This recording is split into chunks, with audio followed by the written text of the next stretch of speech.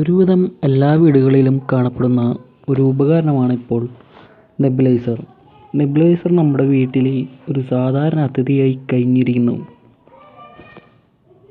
നെബുലൈസറിൻ്റെ front നോക്കുകയാണെങ്കിൽ ഒരു switch കാണാം. പിന്നെ നെബുലൈസറിൻ്റെ കിറ്റ് കണക്ഷൻ കൊടുക്കുന്ന ഒരു സ്ലോട്ട് കാണാം. പിന്നെ ഒരു നീല റൗണ്ടിൽ കാണുന്നത് കംപ്രസറിൻ്റെ ഉള്ളിലേക്ക്, ഈ നെബുലൈസറിൻ്റെ ഉള്ളിലുള്ള കംപ്രസറിൻ്റെ ഉള്ളിലേക്ക് എയർ എടുക്കുന്ന ഒരു ഭാഗമാണത്. ഇത്രയാണ് നമ്മൾ ഫ്രണ്ടിൽ കാണുന്നത്.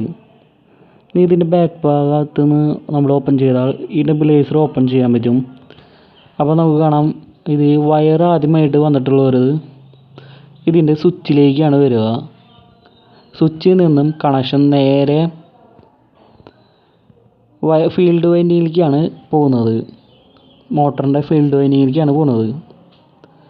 മോട്ടറിൻ്റെ ആർമേച്ചർ കംപ്രസറിൻ്റെ ഷാഫ്റ്റുമായിട്ട് കണക്ഷൻ കൊടുത്തിട്ടുണ്ട്. അപ്പോൾ ഫീൽഡ് മാഗ്നറ്റൈസ് ചെയ്യുമ്പോൾ മോട്ടർ വർക്ക് ചെയ്ത് ആർമേച്ചർ വർക്ക് ചെയ്ത് എയറിനെ കംപ്രസ് ചെയ്ത് പുറത്തേക്ക് വിടുകയാണ് ചെയ്യുന്നത്. അപ്പോൾ ആ നീല കാണുന്ന ഭാഗത്തൂടെയാണ് എയർ ഉള്ളിലേക്ക് കയറുന്നത്.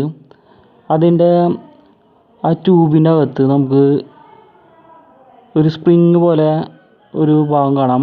അത് ഈ എയറിനെ ചൂടാക്കാൻ വേണ്ടിയിട്ടുള്ളതാണ്.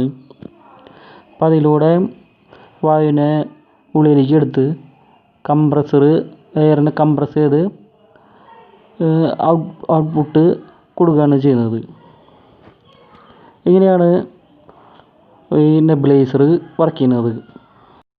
ഇത് നെബുലൈസറിൻ്റെ ഒരു ഡയഗ്രാമാണ് കാണിച്ചിട്ടുള്ളത്. ഇതിൽ ഒരു വയർ കോഡുണ്ട്. വയർ